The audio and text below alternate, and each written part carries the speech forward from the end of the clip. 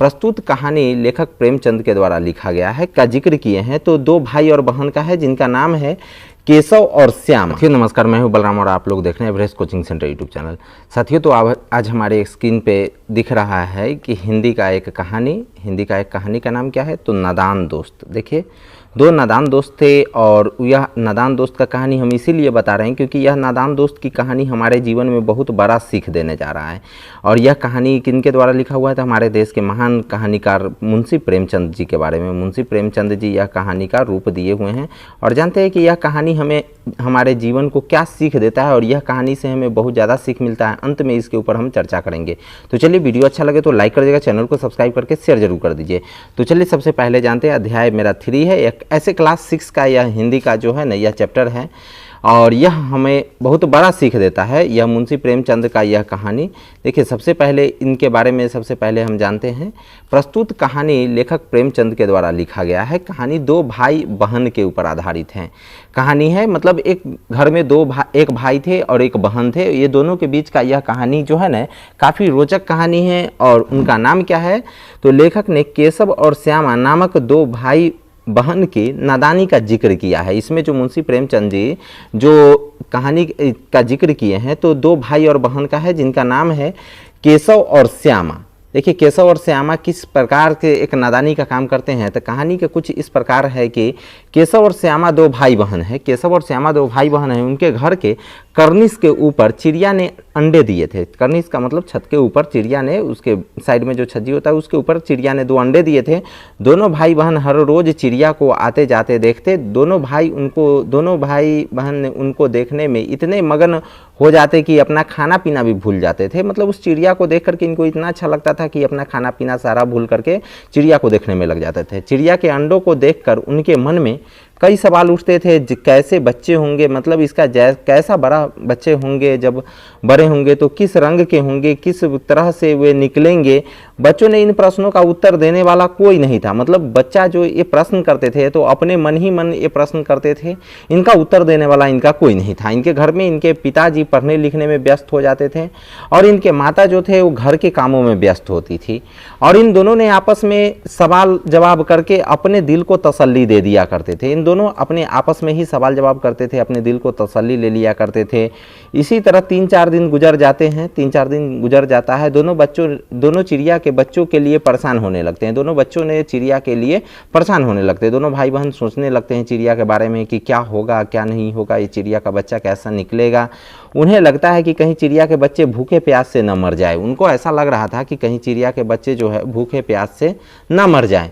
वे चिड़िया के अंडों को सुरक्षा हेतु विभिन्न उपाय करते थे। चिड़िया के बच्चे को जो है ना अंडा के लिए इनको विभिन्न सुरक्षा उपाय करते थे। मतलब ये सोचते थे कि जितना ज़्यादा से ज़्यादा अच्छे तरीके से सुरक्षित रह सके। जैसे उनके खाने के लिए चावल और पीने के लिए पानी, छाया के लिए कूड़े की बाल्टी, छाया के लिए मतलब कूड़ा की बाल्टी, इनको छाया लगने के लिए अंडों के नीचे कपड़े की मुलायम गद्दी को बना कर रखना है। मतलब इस सारे प्रकार के इन्होंने मापदंड अपनाया करते थे ताकि जो है ना अंडा किसी भी प्रकार से सुरक्षित। इन्होंने अपने से अच्छा सोचा।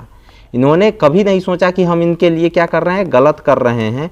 लेकिन आगे हम कहानी में पढ़ते हैं कि जब इतना अच्छा इन्होंने काम कर रहे थे तो इनको से क्या गलती हो गई। यानी कि मुलायम गद्दी को बनाकर रखना, यह सारा कार्य उन्होंने पिता के दफ्तर जाने के बाद और माँ के सो जाने के बाद किया करते थे। मतलब यह सारा काम कब करते थे, जब इनके पिताजी दफ्तर चले जाते थे यानी कि ऑफिस में चले जाते थे काम के लिए और इनके माताजी जब सो जाती थी तब।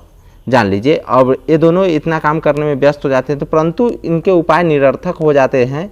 परंतु इनका उपाय जो था वो निरर्थक हो जाता है कब, जब इनको चिड़िया ने अंडे स्वयं ही तोड़ देती है। चिड़िया उस अंडे को स्वयं तोड़ देती है। अब उस चिड़िया अंडे को क्यों स्वयं तोड़ देती है, क्या इसका क्या खराबी है, मतलब क्या कारण हुआ, तो चलिए इसके बारे में पता करते हैं। तो बच्चों की माँ को जब यह पता चलता है तो वे उन्हें बताती हैं कि चिड़िया के अंडों को छेड़ने से वह उन्हें दोबारा सती नहीं बल्कि उन्हें तोड़ देती है। सती का मतलब क्या होता है, सेती है। यहाँ पे हम देखते हैं थोड़ा सा इस पे लग गया है। हाँ अब दिख रहा है कि दोबारा बच्चे जो है ना चिड़िया उन्हें अंडा को सेती नहीं उन्हें तोड़ देती है। सेती का मतलब जैसे चिड़िया का जो अंडा है तो उसको चिड़िया जो है ना प्रतिदिन उसको सेती है। सेती का मतलब उसको अच्छे से देखभाल करती है ताकि उनका बच्चा जो है ना सुरक्षित रहे और सुरक्षित बाहर निकले। सेती नहीं तोड़ देती। यह सुनकर दोनों को बहुत पछतावा हुआ, यह सुनकर दोनों को बहुत पछतावा हुआ कि आखिरकार यह चिड़िया अपने अंडे को क्यों तोड़ दी। तो उनको मम्मी के द्वारा यह बात चला, परंतु वह बहुत देर हो चुकी थी। जब तक इनको यह बात का पछतावा हुआ तब तक बहुत देर हो चुका था। क्यों? क्योंकि वे दोनों अंडे को सुरक्षा के लिए अच्छे कार्य ही करते हैं, वे दोनों अंडा के सुरक्षा के लिए अच्छा कार्य तो करते हैं, परंतु ज्ञान और अनुभव की कमी के कारण, वो उनके पास उतना ज़्यादा ज्ञान नहीं था, अनुभव नहीं था, उनकी बर्बादी का ही कारण बन बैठते हैं। चिड़िया भी बच्चे को, अपने अंडे को तोड़ना नहीं चाहती है, लेकिन यह बच्चे के कारण उस अंडे को तोड़ देती हैं, क्योंकि इन बच्चे को लगता है कि हम उनके लिए अच्छे कार्य करते हैं, लेकिन किसी न किसी तरीके से वे उन बच्चे के लिए बर्बादी का कारण बन जाते हैं। अब कैसे कि उसके बाद वह चिड़िया वहाँ कभी दिखाई नहीं देता, उनके बाद उस बच्चे को चिड़िया कभी नहीं दिखाई देता। अब जान लीजिए इस बात में प्रेमचंद जी हमको क्या समझाना चाहते हैं। प्रेमचंद जी हमको बताना चाहते हैं, प्रेमचंद ने इसीलिए उन दोनों को नादान दोस्त कहा है, क्योंकि यह कहानी में हमें यह सीख देती है कि किसी भी कार्य को करने से पहले पूरी तरीके से सुनिश्चित कर ले कि आप जो कर रहे हैं वह सही है या नहीं। केशव और श्यामा ने चिड़िया के बच्चों के लिए जो भी कार्य किया, यदि वे अपने माता पिता से एक बार पूछ लेते तो शायद उन बच्चों को अपने सामने देख पाते। अब जान लीजिए उन बच्चों से गलती क्या हो गया। जान लीजिए उन बच्चों को क्या नहीं पता था, उन बच्चों को यह बात की जानकारी नहीं थी कि जो है अगर इस अंडे के साथ हम छेड़छाड़ करेंगे तो यदि हम चिड़िया को पता चलेगा जी मेरे अंडे के साथ छेड़छाड़ हुआ है, तो चिड़िया खुद ही अंडे को क्या कर देगी, तो खुद ही अंडे को वो तोड़ देगी। जान लीजिए चिड़िया के क्योंकि पता चलेगा कि नहीं मेरे अंडे के साथ छेड़छाड़ हुआ है तो वह तोड़ देगी। चाहे इन बच्चे को यह बात पता था कि हम अच्छे कार्य इस अंडे के लिए कर रहे हैं, लेकिन वह चिड़िया को यह लग रहा था कि नहीं हमारे बच्चे के अंडे के साथ खिलवाड़ हो रहा है। तो इसीलिए अगर केशव और श्यामा अगर इस चिड़िया के अंडे को अगर अंतिम तक देखना चाह रहे थे तो उनको क्या करना चाहिए, पहले उनको अपने माता पिता से सलाह ले लेना चाहिए था कि हाँ उस चिड़िया के बच्चे जो अंडे दिए हैं उसको अच्छे तरीके से हमको देखने के लिए क्या करना चाहिए। तो अब इससे प्रेमचंद हमको यह जीवन में बताना चाहते हैं कि कोई भी कार्य हम लोग करें, कोई भी कार्य हम लोग करें, इससे पहले हमको क्या करना चाहिए, उस कार्य के बारे में हमको जानकारी भी लेना चाहिए कि आखिरकार जो हम काम करेंगे वह मेरे लिए अच्छा है या बुरा है। तो हो सकता है कि कभी कभी हमको यह लगता है कि नहीं हम अच्छा कार्य करते हैं, लेकिन जाने अनजाने में वह कार्य हमसे बुरा हो जाता है।